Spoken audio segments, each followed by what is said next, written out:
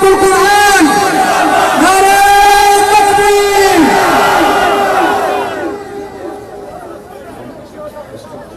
سر بكف سر بلند، سر بكف سر بلند. مجاهدین اسلام حضرت مولانا مفتی فضل غفور صاحب، جمعیت علماء اسلام، نعرہ تکبیر.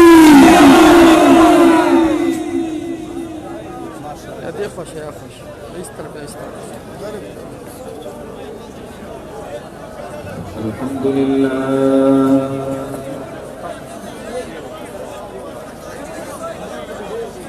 الحمد لله نحمده ونستعينه ونستغفره ونؤمن به ونتوكل عليه ونعوذ بالله من شرور أنفسنا ومن سيئات أعمالنا. من يهده الله فلا مضل له ومن يضلل فلا هادي له. ونشهد أن لا إله إلا الله وحده لا شريك له. ونشهد أن سيدنا وحبيبنا وشفيعنا ورؤوفنا ورحيمنا وشفيقنا وطبيبنا وسندنا ورحمتنا ومولانا وأعلانا وأجلانا وأخشانا وأتقانا وأزكانا وأنقانا وأولانا محمدا عبده ورسوله أرسله بالحق بشيرا ونذيرا وداعيا إليه بإذنه وسراجا منيرا. أما بعد فأعوذ بالله من الشيطان الرجيم. بسم الله الرحمن الرحيم. قال الله سبحانه وتعالى في كلامه المجيد: ثم أورثنا الكتاب الذين اصطفينا من عبادنا فمنهم ظالم لنفسه ومنهم مقتصد ومنهم سابق بالخيرات بإذن الله. ذلك هو الفضل الكبير. جنات عدن يدخلونها يحلون فيها من أساور من ذهب ولؤلؤا ولباسهم فيها حرير. وقالوا الحمد لله الذي أذهب عنا الحزن إن ربنا لغفور شكور. الذي لنا دار المقامة من فضله لا يمسنا فيها نصب ولا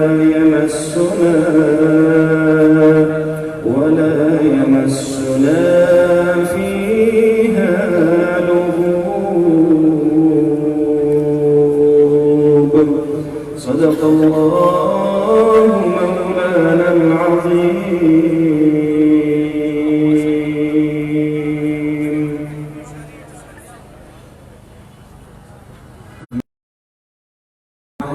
मेरे ज़हन में उजाला, मेरे हाथ में कुरान है, मेरे ज़हन में उजाला,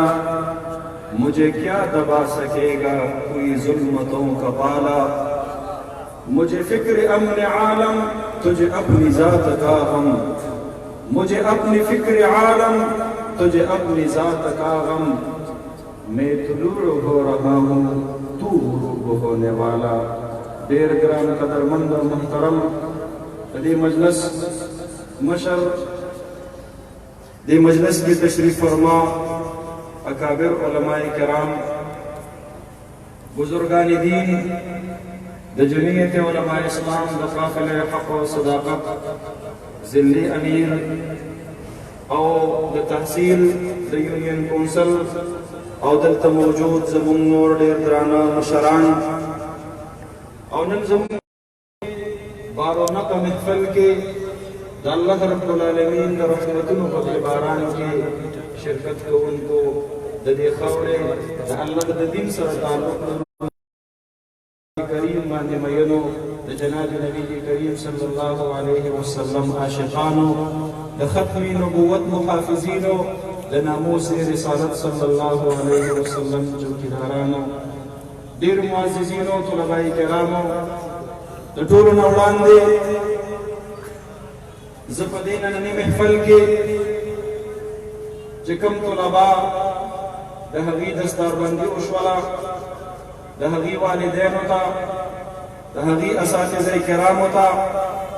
और ददी मदरसा मदीनतुल कुरान हज़रत मुहतमिन साहब था और दे टोल अहले महल्ला और अहले इलाका का मुबारकबाद पेश कौम। यकीनन द कुरान करीम व मुअजिज़ात के व मुअजिज़ा तासु बख्तुल स्तुर्ग उलिदला द अतियाव कालू ज़ईफ़ुल उमर इंसान कुम पर खस्ता आवाज कुम पर हिम्मत और हौसला बांधे द कुरान करीम तिलावत तासु दौरान ये फरमाइलो द दीन बबलुए मुअजिज़ा द कुरान करीम से जमा मुहतरमो अल्लाह रब्बुल आलमीन ने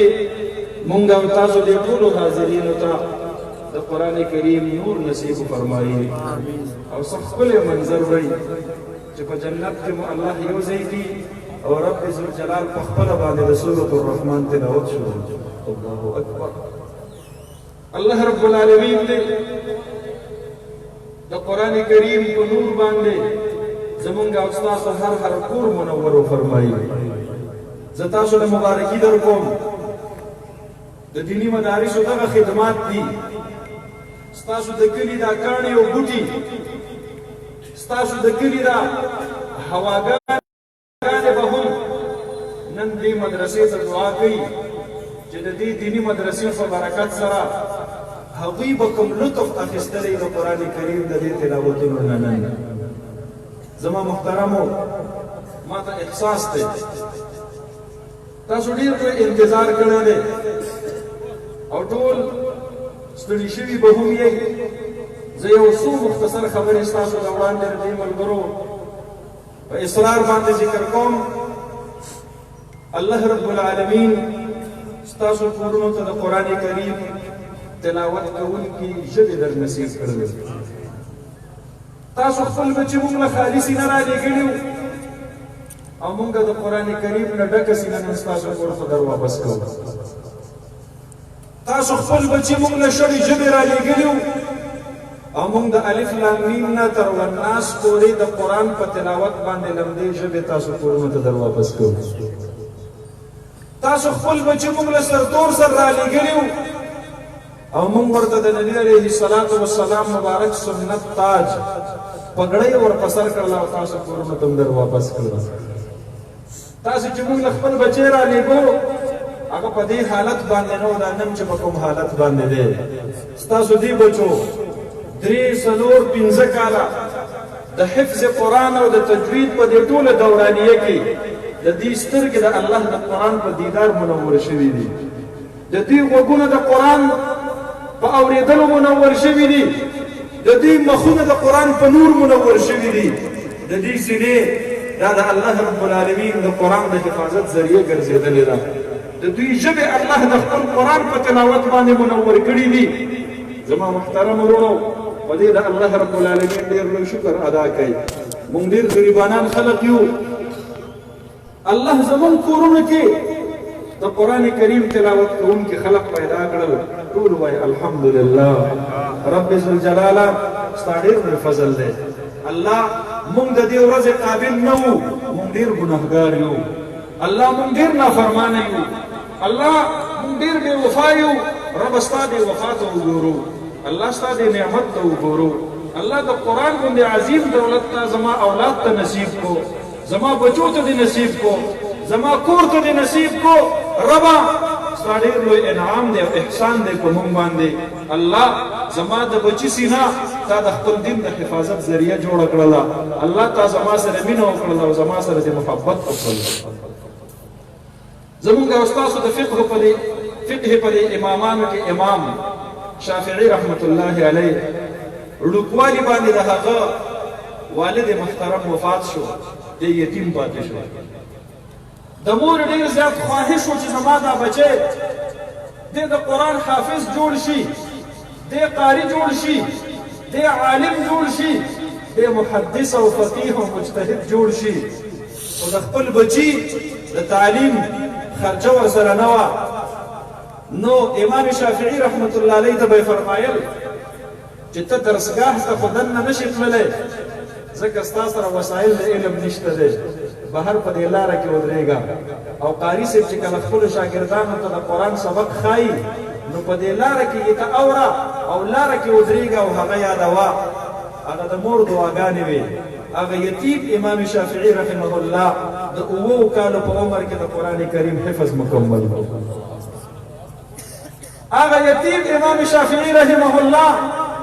چې د پلار د سهارې نه محروم دی، هېڅوک یې نشته دی چې د دیني علم وسایل ورته فراهم کړي. نو د چا نه یې د موطا امام مالک نسخه را پیدا کړله او د حفظ قرآن نه وروسته یې په حفظ حدیث باندې شروع وکړله. تاریخ لیکلی دي د 10 کالو په عمر کې امام شافعي رحمت الله علیه د علم حدیث یو عظیم کتاب موطا امام مالک په یادو باندې حفظ کړلو. 10 کاله عمر یې دی. مزید تعلیم دا یې په مور نشي کولی. هغه وخت کې بنو حذیر قبیلې ته یې لیږي په مکه مکرمه کې بچیان ته لاړ شه او هغه خلک شعر و شاعري ډېره زیاته کوي. د هغې سره به په کور کې خدمت هم کې او د هغې نه به د عربۍ ادب هم زده کې، شعر و شاعري به د عربۍ زده کې. دی لاړ شو، وړومبنۍ ځواني پې هلته راغله په بنو حذیر قبیله کې. د ځوانۍ ابتدایي ایام دي او دی د بنو حذیر د بعضې مشرانو سره د حج په موقع باندې د خدمت لپاره تللی دی. اوښ سره خواته روان دی او ډېر ښایسته شعرونه وایي. یو قریشي بزرګ سپین ږیری د هغه په غوږ باندې چې کله د ده دا بهترین د عربۍ شعرونه دا لګي دته اواز کوي، ځوان لږ دلته راشه، ډېر ښایسته شعرونه وایي. وی او چرته پاتې کېږي؟ وایي بنو حذیر سره خدمت کومه او د عربۍ ادب زده کومه. ځوانه خوښه دې نه ده چې زه دې مدینې طیبې ته ور ولېږم او هلته د امام مالک صاحب رحمت الله علیه نه علم حدیث زده کړي. امام شافعي صاحب رحمت الله علیه ورته فرمایي دا خو مې د زړه ډېر لوی ارمان دی. زما پلار مړ دی او زما د تعلیم د خرچ څوک شته دی نه، ما باندې دیني تعلیم ویونکي څوک نشته دی. زه د دې وجې نه د دیني علم نه محرومه یم، ورنه زړه کې مې ډېره مینه ده د دیني علم سره. هغه قریشي سپین ږیری بابا ورته وایي د مکې ګورنر ته به ووایم او هغه به تاله خط ولیکي د مدینې منورې ګورنر ته، او د مدینې منورې ګورنر به په مدینه منوره کې موجود امام مالک رحمت الله علیه ته خط ولیکي او هغه ته به پکې حکم وکړي چې د امام شافعي رحمت الله علیه د تعلیم ټول خرچ زما په ذمه خدای د ځان سره په سبق کې په تعلیم کې شامل کړ. د مکې گورنر ته چې کله دا قریشي شیخ راغی او خط یې ترې د مدینې منورې گورنر دپاره راواخیستلو، امام شافعي صاحب رحمت الله علیه دغه خط د مدینې منورې گورنر ته وویل. په هغه وخت کې د مدینې طیبې والي او گورنر هغه چې کله خط کې وکتل چې امام مالک رحمت الله علیه ته د دې بچي د داخلي سفارش دپاره خط لیکل دي، معذرت یې وکړو ځوانه امام مالک صاحب ته خط نشم لیکلی، خط دا خو خلق خپل ماتحت ته لیکي. امام مالک رحمت الله علیه خو د علم غر او سمندر دی، هغه خو زما د سر تاج دی، زه هغه ته خط نشم لیکلی. البته دا ضرور کولی شم چې ستا سره ملګری شم د امام مالک رحمت الله علیه سلام به هم وکړم، دعا به هم واخلم او درخواست به ورته هم پیش کړم چې دا ځوان د خپل ځان سره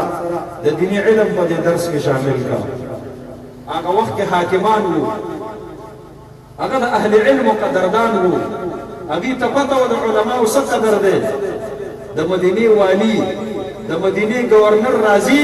امام شافعي صاحب رحمت الله علیه هغه ورسره ملګری دی او د امام مالک صاحب رحمت الله علیه په درس کې حاضرېږي. امام مالک صاحب رحمت الله علیه په مدینه منوره کې په مسجد نبوي شریف کې په ریاض الجنت کې په هغه ځای باندې درس حدیث ورکړي، په کوم ځای باندې چې حضرت عبدالله ابن مسعود رضی الله عنه حدیث ورکولو. او دا هغه ځای دی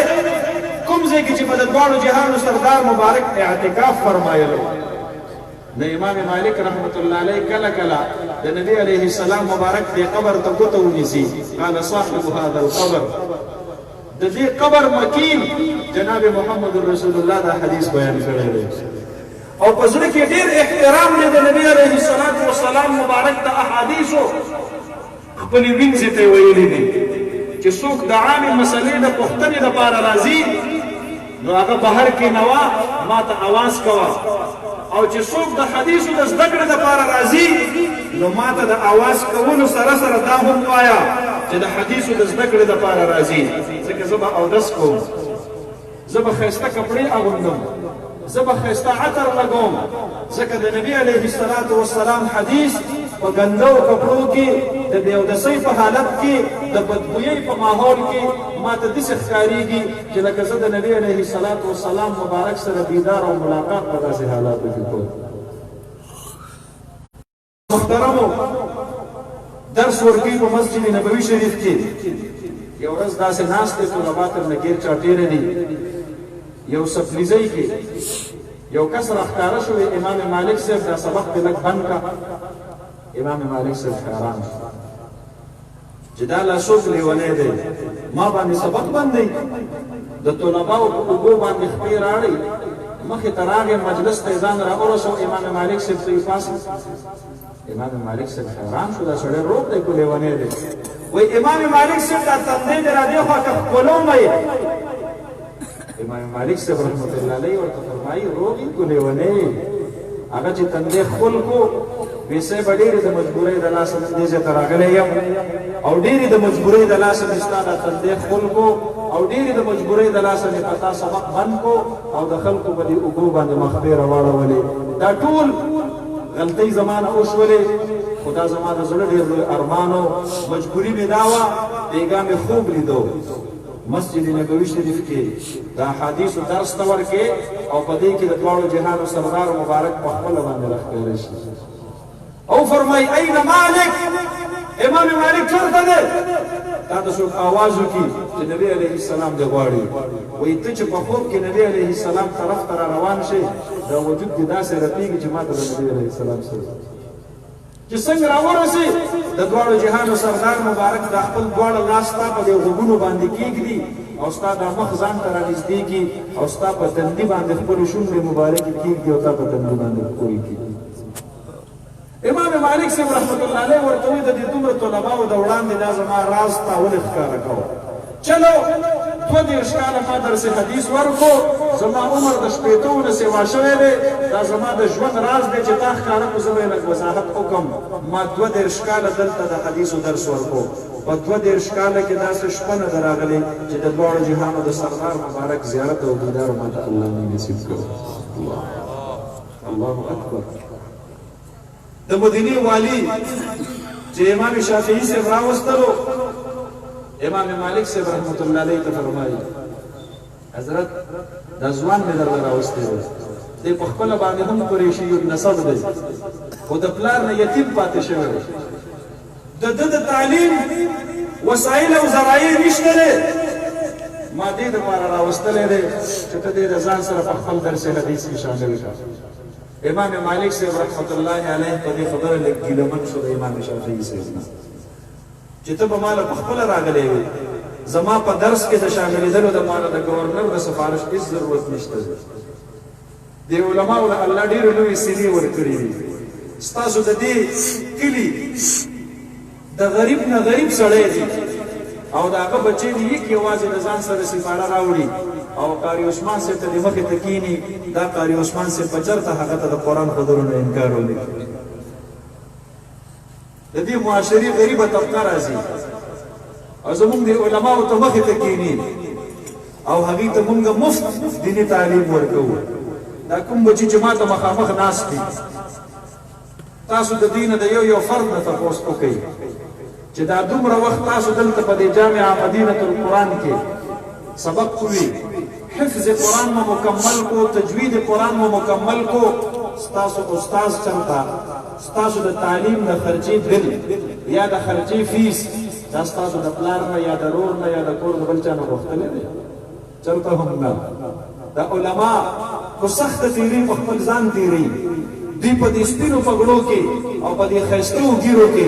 چې په سینه کې دننه بخاري او ترمذي پروت دي د هغې باوجود بیا هم د خلکو په دروازه کې ودرېږي د چندې دپاره صرف د دې وجې نه چې د غریب بچی زما سره د دین په دې مدرسه کې د الله د قرآن نه محرومه چرته پاتې نه شي بچي ستاسو حافظان کېږي او سخت د علما تېري بچی ستاسو قاریان کیږي او سخت دا علما تیری بچی ستاسو عالمان کیږي او تکلیفونه دا علما تیری مفت دینی تعلیم په پاکستان کې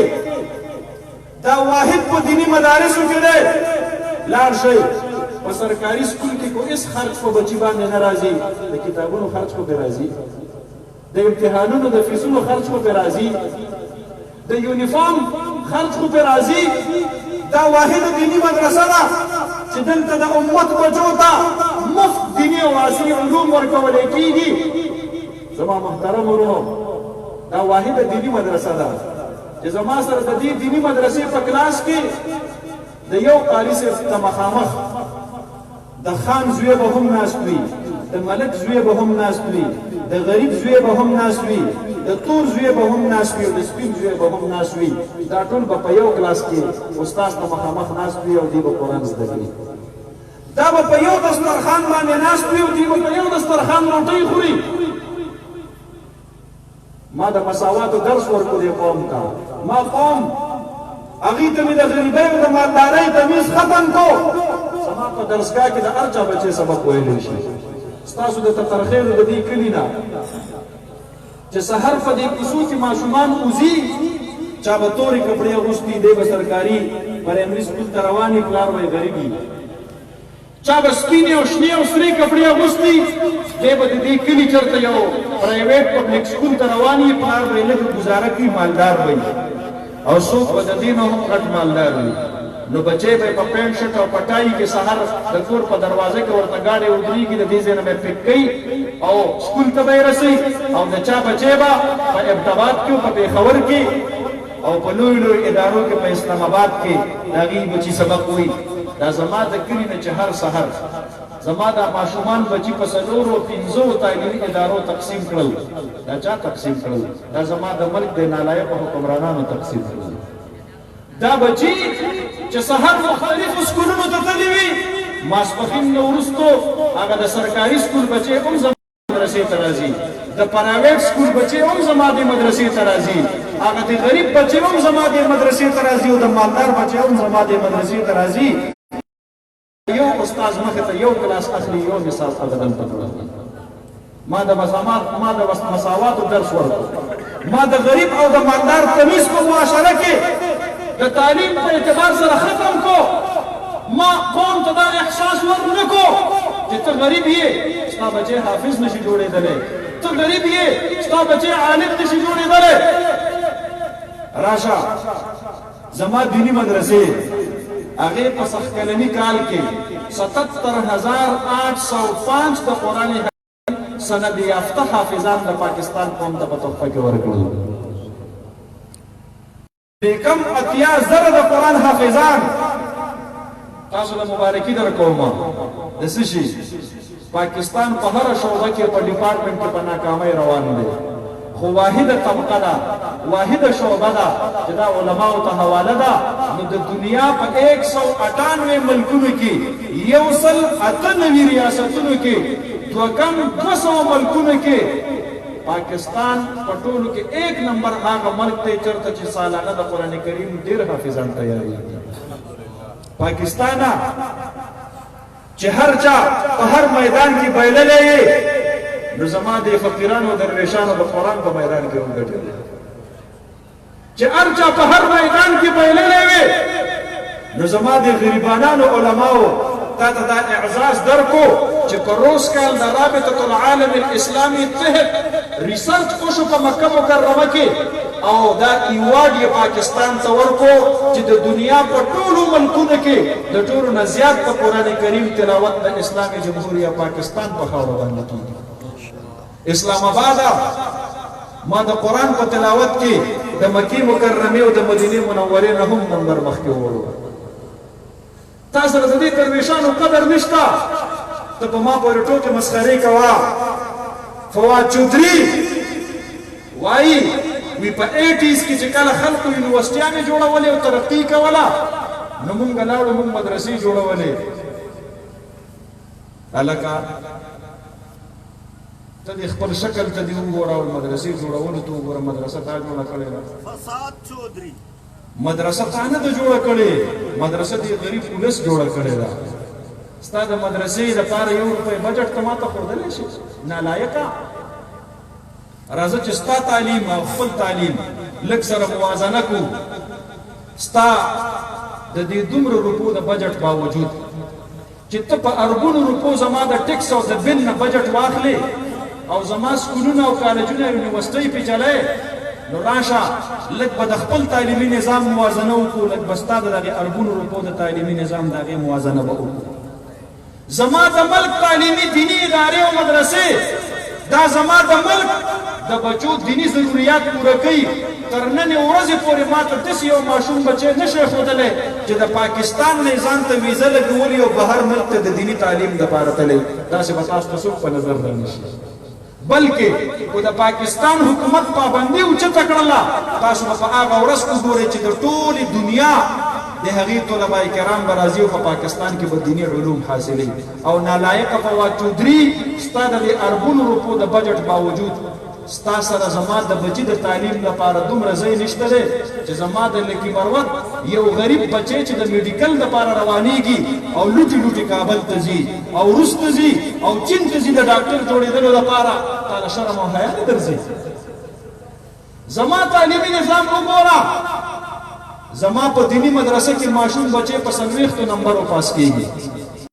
او ستا د کالج یونیورسټۍ په نظام کې ماشوم بچی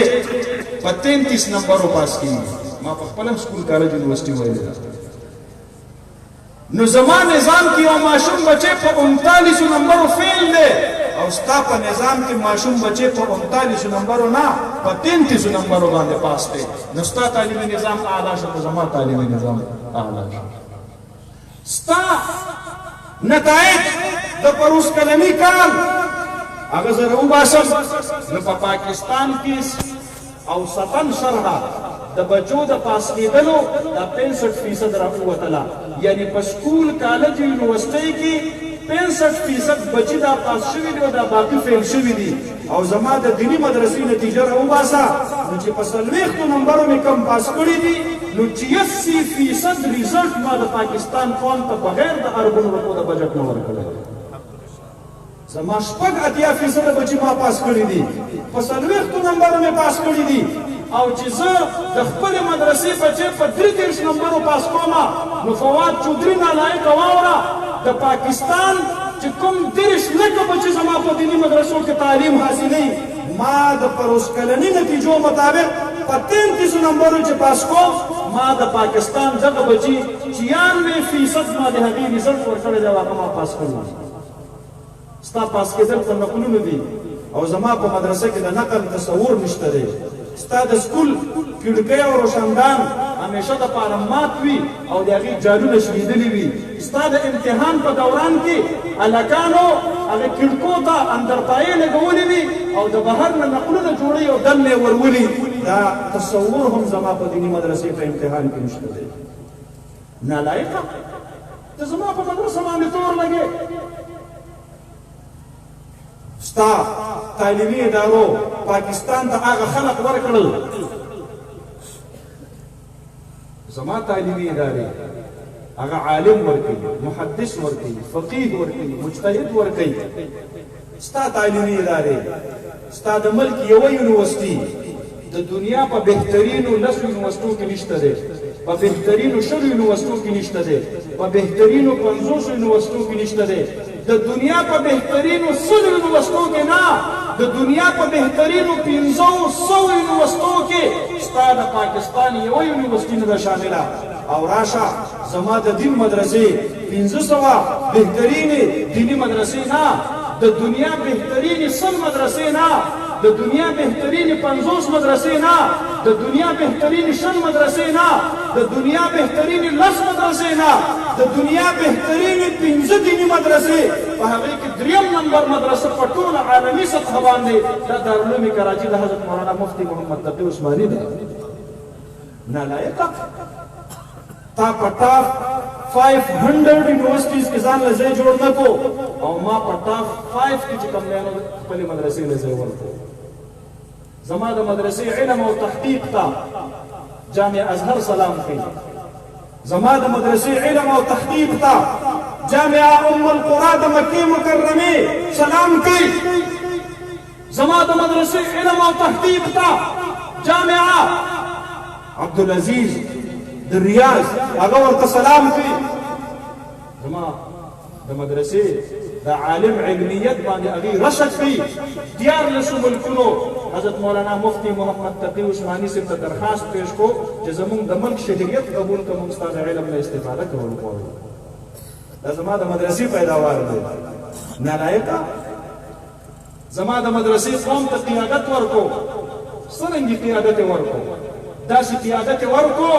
چې نن د ټول پاکستان باشندگانو تسلیم کړله چې د 1947 نه تر 2020 پورې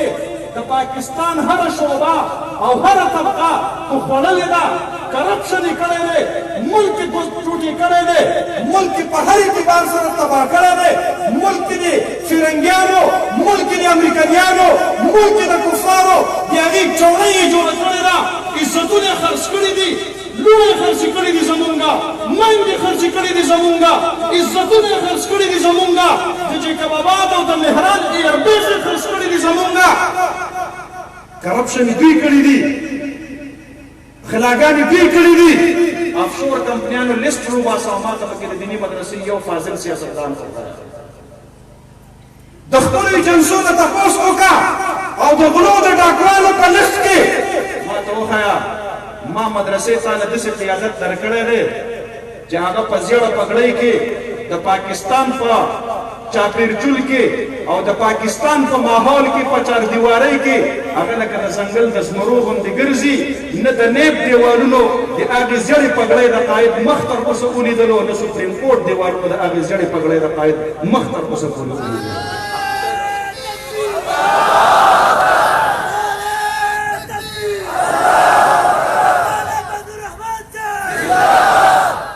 نالایقه تا ډالر خور پیدا کړل، ما علما پیدا کړل.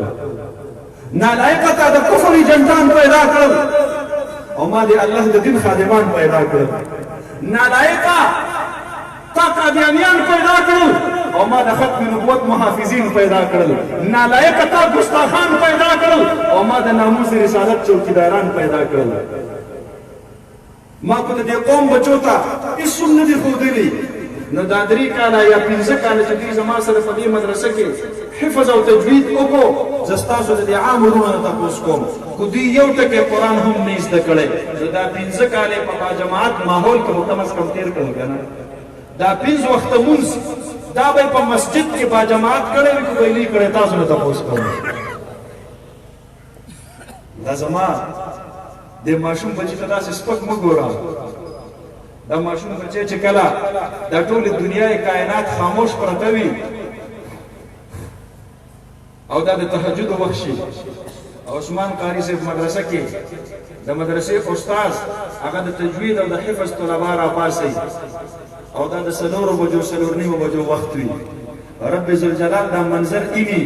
خلق ټول اوده پراته وي او دا زما د دین معصوم طلبا دي او دوی لاړ شي په یخو اوبو اودس وکړي او دوی د الله رب العالمین کور ته راشي مسجد کې کښېني او دوی قرآن کریم کلاو کی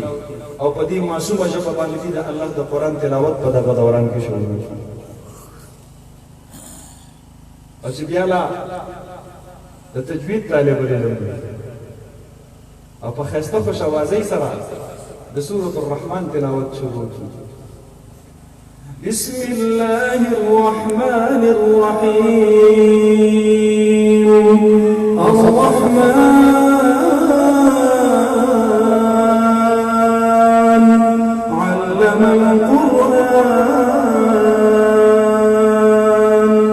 خلق الإنسان علمه البيان الشمس والقمر بحسبان والنجم والشجر يسجدان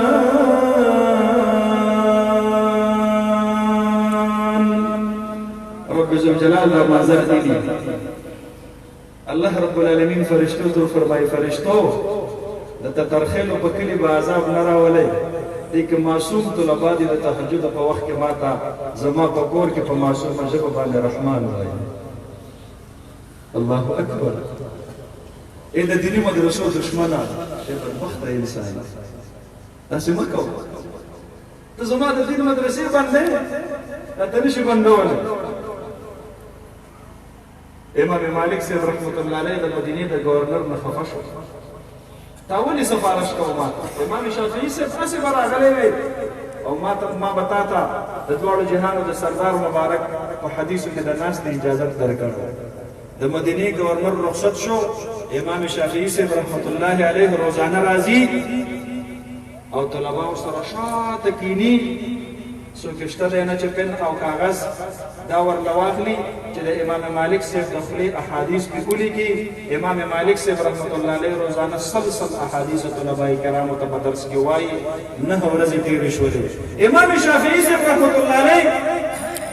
هغه په اخر کې بالکل ناست دی نو چې طلبا کله په قلم باندې د امام مالک صاحب د خولې حدیث لیکي امام شافعي صاحب رحمت الله علیه د خپله ګوته داسې راواخلي او په دې خپلو لاسو باندې داسې کېږدي او د هغې سره هسې تشې پېښې کوي کړي او د هغې مشابهت کوي او د خپله ګوته په دې لاسو باندې هسې ګرځئ راګرځئ 9 شپې تېرې شولې په 10مه شپه باندې امام شافعي صاحب رحمت الله علیه خوب ویني خوب کې جناب نبی کریم صلی الله علیه وسلم زیارت ورته ورنصیب کېږي تپوس ترېنه کوي ځوانه زما کلي ته څله راغلی هغه ورته وایي د الله حبیبه ستا د احادیثو سره مې ډېره مینه ده خو پلار مې وونه چې علم یې راباندې کړی وی او د مدینې منورې ګورنر امام مالک صاحب ته سفارش وکړو امام مالک صاحب ته خفه شو وایي د دواړو جهانو سردار مبارک لاس راواخیستل او زما په دې اوږه باندې کېښودلو او ما ته یې وی چې ته به انشاءالله ډېر ښایسته علم حاصل کړي او ستا نه به الله رب العالمین د علم نور خور کړي او بیا د دواړو جهانو سردار مبارک هغه په خوب کې د خپلې خولې نه لاړې قرآن یې راواخیستلې او زما خوله کې یې کېښودلې وایي دغه دوران کې زه راویښ شوم ډیر زیات مطمئن وم سحر چې درس لراغلم امام مالک صاحب رحمت الله علیه چې تشریف راوړو یو خوا بل خوا ګوري په دې محفل کې ماسي کوي چې کله زه ولیدم ما ته اشاره وکړه طالب جان دلته راشه چې کله زه ورغلم ما ته وی چې تا سره کتاب شته دی ما ورته وی چې کتاب خو را سره نشته دی خو زه پوه شوم چې بیګا ما ته نبی علیه السلام کومه خوشخبري را کړې ده نو امام مالک صاحب رحمت الله علیه ته هم په خوب کې رهنمایي کړې ده چې دا امام شافعي د ځان سره په درس کې شامل کا ما ته امام مالک صاحب فرمایي وی کتاب دې راوړی موطا امام مالک را نه راوړه ما د لسو کالو په عمر کې ستا د حدیثو موطا امام مالک په یاد باندې یاد کړی و ما ته وایي چې نه کوم تعبیر او تشریح د احادیثو ما دې طلباو ته ویلی دی تا خو لیکلی نه دی وی ما ورته ووی چې بیګا خوب کې کله نبي علیه السلام زما خوله کې خپلې لاړې توپاڼې مبارکې کېښودلې سحر چې راپاڅېدم ستا د 9 ورځو 900 احادیث سره د هغې د متن نه سره د هغې د سند نه سره د هغې د تعبیر او د تشریح نه الله رب العالمین ما ته په یادو باندې یاد کړي زما محترمو د دې دیني مدرسو قدر وکړئ او دا مدرسې مقایب وي انشاء الله د فواد چودري پلار هم دا نشي بندولی د دې نه مخکې هم ډېر راغلي او په دې ارزو تمنا باندې خاورو لیدلي دي او د هغې ارزو او تمنا او د هغې ارمانونه نه دي پوره شوي نه به یې مونږ پوره کېدلو ته پرېږدو انشاءالله دي د نن نه 4 ورځې مخکې په فرانس کې په یو میټینګ کې معاهده کړې ده د فاینانشل ایکشن ټاسک فورس FATF په نوم باندې یو اداره ده ملکونه دي هغې 39 ملکونو د طرف نه زمونږ وزیر خارجه صاحب ته په لاس کې یو چټۍ میلاو شوې ده او په هغې چټۍ کې ورته 27 خبرې لیکلي دي مونږ خو د دې په نبض باندې پوهېږو مونږ ته خو پته لګي چې صاحبانو ته کوم ډکټیشن میلاو شو 27 نکاتی ایجنډا ورله ورکړې ده چې د جون 2020 پورې به په دې امپلیمنټیشن کوئ او د دې عمل درآمد به یقیني کوئ مونږ به ستاسو نوم په FATF کې د ګرې لیسټ نه وایټ ته راولو او که تاسو پې عمل درآمد ونه کو نو بیا به مونږ د ګرې لیسټ نه پاکستان د بلیک لیسټ ته وراړو په هغې کې د ټولو نه وړاندنۍ خبره هغه دا ده چې د پاکستان د دیني مدرسو آزاد او خودمختار حیثیت به ختموئ او دا به د خپل نصاب او د خپل نظام ماتحت کوئ په خپل ملک دا زمونږ د بچو د مخې نه قرآن اوس بندوي او دا به بند نه کړلی شي انشاءالله دا به جاري وي انشاءالله که خیر او مونږ به دفاع کوو انشاءالله که خیر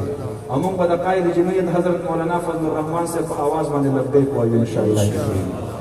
څوک به په پاکستان په وطن کې د تهجد د وخت د قرآن د دفاع لپاره عهد کوي زموږ سره انشاءالله جزاکم الله دا د چا بچي چې حافظان شوي دي دوی دواړه لاسوچت کوي جزاکم الله الله رب العالمین مو ډېر زیات خوشحاله کا 8 مارچ باندې په بنو کې د تحفظ آیین پاکستان د هغې په نوم باندې اجتماع ده او انشاءالله زموږ دغه اجتماعات دا د کفر دغه پلانونو ته او دغه منصوبو ته هغې ته بند کړي انشاءالله لکه څرنګه چې افغانستان کې الله رب العالمین پګړۍ ته او ګیرې ته او د تکبیر اوازونو ته فتح او غلبه نصیب کړله او ایټم ته الله رب العالمین شکست ورکړو همدغه رنګې به د پاکستان په خاوره باندې هم د امریکې دغې ایجنټانو ته الله شکست نصیب کوي او د بدر او د احد تور او سپینه جنډه به الله په اسلام آباد باندې ځلۍ ګرځوي دا د تکبیر اوازونه او دا د ختم نبوت زنده‌باد او دا د ناموس رسالت زنده‌باد فیصلې به بیا د وزیر اعظم پاکستان د کرسۍ نه کېږي انشاءالله که خیر وي او مونږ او تاسو به د دغې علماو حمایت کوو مونږ به د دې ملګرتیا کوو دې دپاره چې په پاکستان کې د دیني مدارسو چې دا کوم سلسله روانه ده دا سلسله الله رب العالمین قایمه او دایمه وساتي زه د دې بچو والدینو ته مبارکباد ورکوم د دې دیني مدرسې محترم صاحب اساتذه کرام طول أهل علاقيتا مباركباد وركم أقول قولي هذا أستغفر الله لي ولكم ولسائر المسلمين وآخر دعوانا أن الحمد لله رب العالمين.